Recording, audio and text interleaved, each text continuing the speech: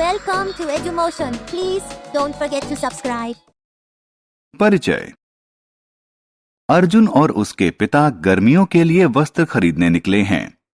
वे दोनों ऐसे वस्त्र ढूंढ रहे हैं जो शीतल, आरामदायक, हल्के और रखरखाव से मुक्त हों। अर्जुन ने एक सूती शर्ट चुनी। पिता को वह पसंद नहीं आई क्योंकि यह भारी थी और यह आसानी से सिकुड़ जाती है। तब अर्जुन ने एक सिंथेटिक शर्ट चुनी जो हल्की थी और यह सिकुड़ती नहीं थी। उसके पिता ने इसे भी नापसंद कर दिया क्योंकि यह नमी को अच्छे से सोखती नहीं है।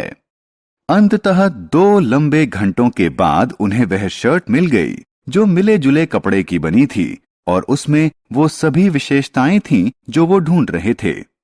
इस पाठ में हम रेशे और कपड़े के बारे में जानेंगे। आओ सीखें।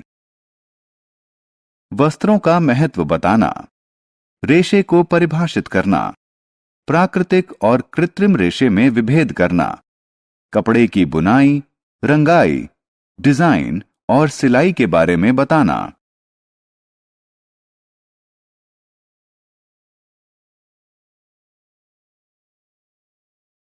वस्त्र जो हम पहनते हैं।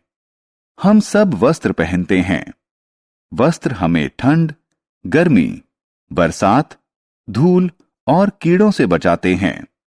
हम मौसम और अपने काम के अनुसार वस्त्रों का चयन करते हैं। हम जो वस्त्र पहनते हैं वो हमारे नजरिए और व्यक्तित्व को दर्शाते हैं। रेशा। रेशा वह कच्चा माल है जिससे वस्त्रों का निर्माण होता है। रेशे विभिन्न चरणों से गुजरकर वस्त्र बनते हैं। सबसे पहले कच्चे रेशे को लंबी लड़ियां बनाने के लिए आपस में ऐंठते हैं। इन्हें धागा कहते हैं। कपड़ा बनाने के लिए धागे की कताई बुनाई की जाती है।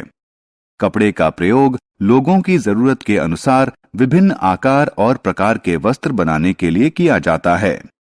रेशे 2 प्रकार के होते हैं। 1. प्राकृतिक रेशे। 2. कृत्रिम रेशे। प्राकृतिक रेशे।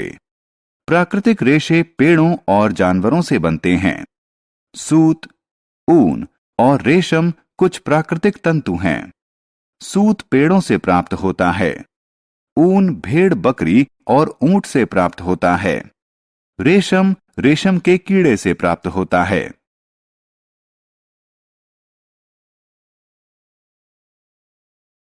कृत्रिम रेशे। कृत्रिम रेशे मानव निर्मित होते हैं। नायलॉन, पॉलिस्टर इत्यादि कृत्रिम रेशों के उदाहरण हैं। कृत्रिम रेशों से बने कपड़े सस्ते होते हैं, जल्दी सूखते हैं और सिकुड़ते नहीं हैं। आमतौर पर मजबूत और मुलायम कपड़ा बनाने के लिए कृत्रिम रेशों को प्राकृतिक रेशों के साथ मिला दिया जाता है। बुनाई। बुनाई वह प्रक्रिया है जिससे धागों से कपड़ा बनाया जाता है। इसके लिए धागों का एक समूह क्षैतिज रूप से बिछाया जाता है और दूसरा ऊर्ध्वाधर रूप से। इस तरह एक दूसरे को काटते हुए धागों को बुनावट कहते हैं।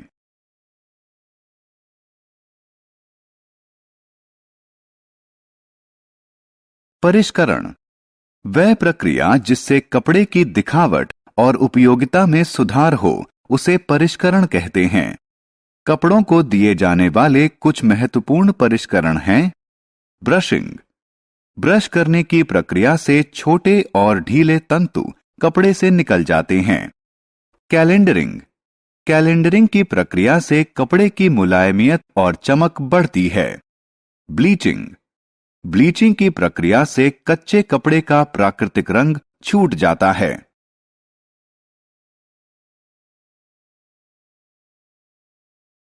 रंगाई। कपड़े को नया रंग देने को रंगाई कहते हैं। एक कपड़े को रंगने के लिए पहले गर्म पानी में रंग और नमक का घोल तैयार किया जाता है। इसके बाद कपड़े को इसमें डुबोया जाता है। कपड़े को 1 घंटे बाद बाहर निकालकर धोया जाता है। अंत में कपड़े को सुखाया जाता है।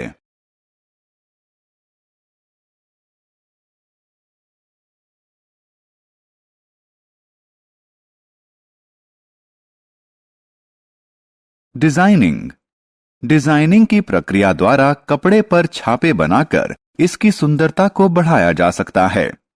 कपड़े को इनकी सहायता से डिजाइन किया जा सकता है। स्याही, रंग या कढ़ाई, पत्थर, सजावटी दाने या क्रिस्टल, लेस या जरी।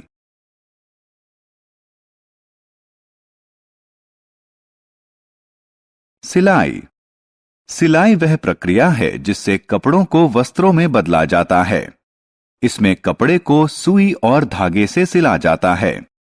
पुराने दिनों में सिलाई हाथ से की जाती थी, लेकिन आजकल सिलाई मशीन से की जाती है।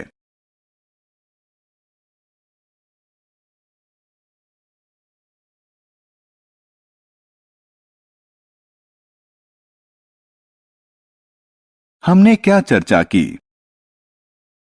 वस्त्र हमें ठंड, गर्मी, बरसात, धूल और कीड़ों से बचाते हैं। रेशा वह कच्चा पदार्थ होता है जिसका प्रयोग कपड़ा बनाने के लिए किया जाता है। रेशे दो प्रकार के होते हैं, प्राकृतिक और कृत्रिम। प्राकृतिक रेशे पेड़ों और जानवरों से प्राप्त किए जाते हैं। कृत्रिम रेशे का निर्माण होता है।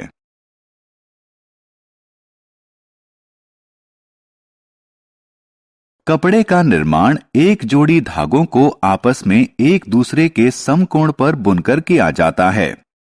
कपड़े के परिष्करण में 3 प्रक्रिया शामिल होती है, ब्रशिंग, कैलेंडरिंग और ब्लीचिंग। कपड़े की दिखावट को बेहतर बनाने के लिए उसे रंगा और डिजाइन किया जाता है। सिलाई वह प्रक्रिया है जिससे कपड़े को वस्त्र में बदला जाता है।